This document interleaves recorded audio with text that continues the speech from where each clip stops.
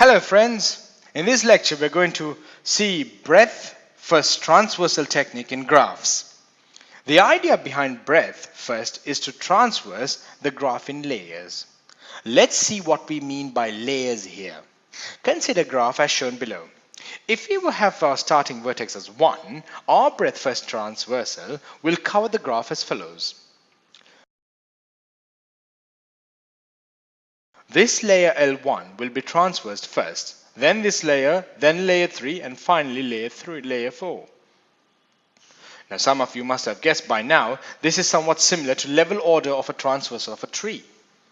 We are going through the nodes in level by level fashion. However, the only catch here is unlike trees, graphs contain cycles. So we may transverse the node again, the same node again. Now the question is, how can we avoid transversing the same nodes again and again?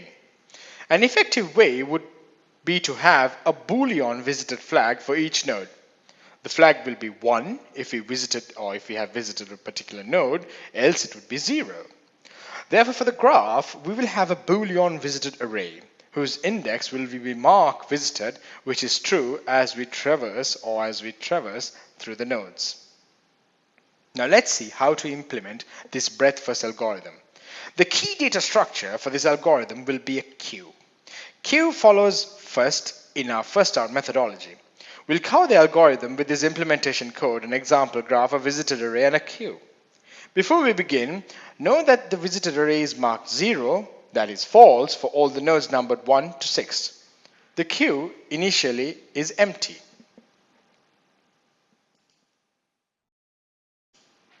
We start with the node 1. We then mark the visited of node 1 as true and also put it into our queue. Notice the change in color of the nodes as we visit them. Now since our queue is not empty, we go inside this loop. The variable s will be 1 since node 1 is in front of the queue. We print this 1, then pop the front node of the queue. Now we look at the adjacent vertices of node 1. We check if the adjacent vertex is visited or not. If not visited, we visit it and then put it into our queue.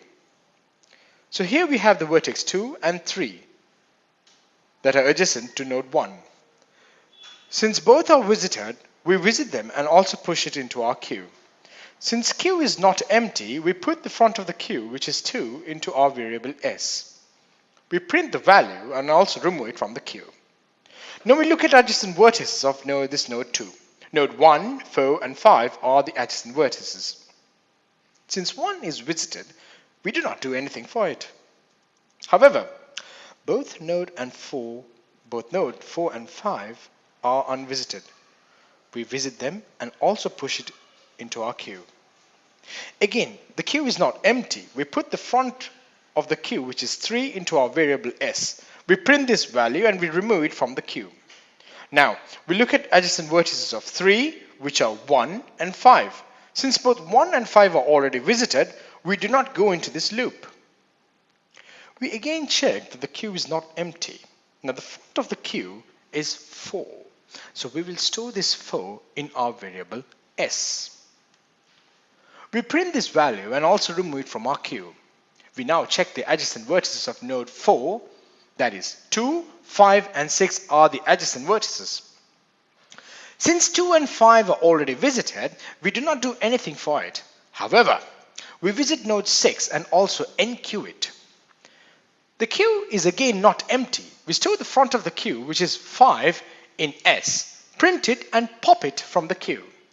Since the neighbor of 5 are 2, 3, 4, and 6, all of which are visited, we do not do anything in this loop either. Again, the queue is non-empty. We put the front of the queue, which is in 6, in variable s, print it and pop it. Now since the adjacent vertices of 6, which are 4 and 5, are visited, we also do not do anything. Now we check and find that our queue is empty. This forces us to break out of this loop. And once we are out of the loop, we notice that all the vertices are visited. If we have some non-visited vertex, this would imply that we have more than one graph. For that, we can again do the same process starting from the first unvisited node. Now let's look at the complexity or let's look at the time complexity of a single breadth first traversal. The complexity would be O in open brackets V plus E, where V are the vertices and E are the edges. The V component of the complexity comes from this while the loop, whereas E is from this for the loop, where we see all the edges of a given vertex. This is the end of the BFS lecture. We'll talk about depth first traversal in the next lesson.